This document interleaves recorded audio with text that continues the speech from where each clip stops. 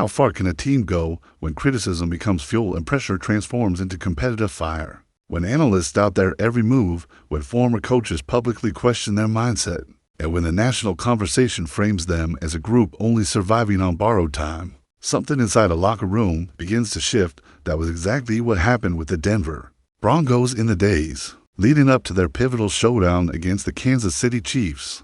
The noise had been constant for weeks, and even though quarterback Bo Nix tried to block it out by deleting social media, the atmosphere around the team was heavy, tense, and filled with skepticism from every direction. Meanwhile, Sean Payton was absorbing every word, every doubt, and every insinuation that his team had no real chance against Patrick Mahomes and the Chiefs, and he decided to turn all of it into motivation. The Denver Broncos entered the game under a cloud of national criticism, yet inside the building, there was a different energy, a growing determination to respond on the field instead of through interviews or online conversations. With CBS analyst and Hall of Fame coach Bill Cowher suggested the Broncos were playing with house money, it struck a nerve in Sean Payton. It was the kind of dismissive comment that implied the Broncos were simply participating rather than truly competing, and Payton used that sentiment as a form of internal ignition. He spoke throughout the week about aggression, about taking control, and about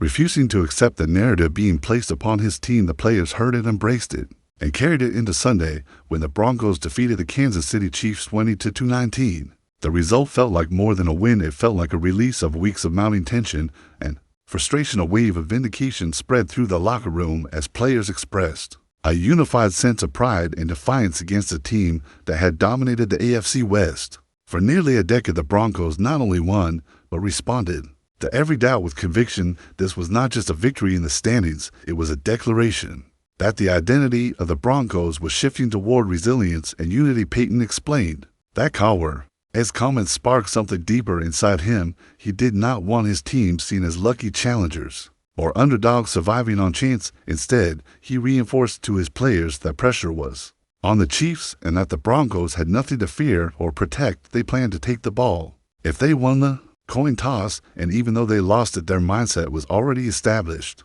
They were entering the game with confidence and intent, and they executed with purpose. Payton was clear that the team they faced had everything to lose, and he wanted his players to feel empowered. And unburdened veteran left tackle Garrett Bowles echoed the internal belief inside the locker room. After the game, he spoke about how outside opinions did not matter. More important was the trust the team held in one another, from ownership to coaches to staff to players. Bowles pushed back against critics, stating that no one outside the building could define who the Broncos were or how committed they remained to improving together. The sentiment inside the team had been building for weeks, and the win provided the perfect moment for those emotions to surface. For Bo Nix, the situation carried a different weight.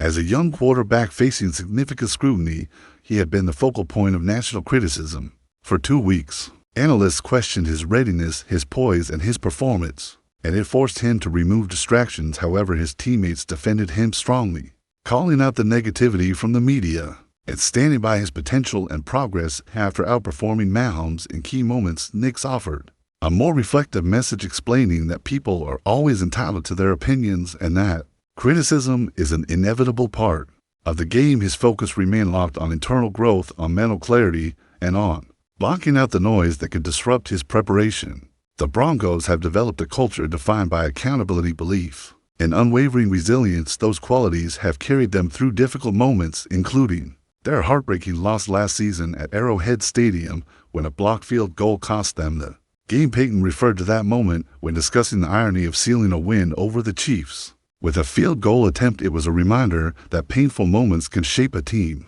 strengthen its core, and fuel long-term success. Since the loss, the Broncos have gone 14-4 in the regular season, a testament to their developmental trajectory and emotional discipline. Now, as the Broncos enter their bye week, they do so with momentum, confidence, and an 8-game winning streak, which currently stands as the best in the league. The break will quiet outside noise, gave the players time to recover, and allow the coaching staff to prepare for the crucial final stretch of 6 games ahead, 3 at home, 3 on the road, each one with growing significance. The belief inside the locker room is now stronger than ever, and the Broncos have positioned themselves as a team that no longer absorbs criticism passively, but uses it as fuel to rise higher. This win was not just about beating a divisional rival, it was about reclaiming identity, redefining expectations, and proving that pressure does not break this team. Instead, it forges them, strengthens them, and pushes them toward their potential as they move into the next phase of their season.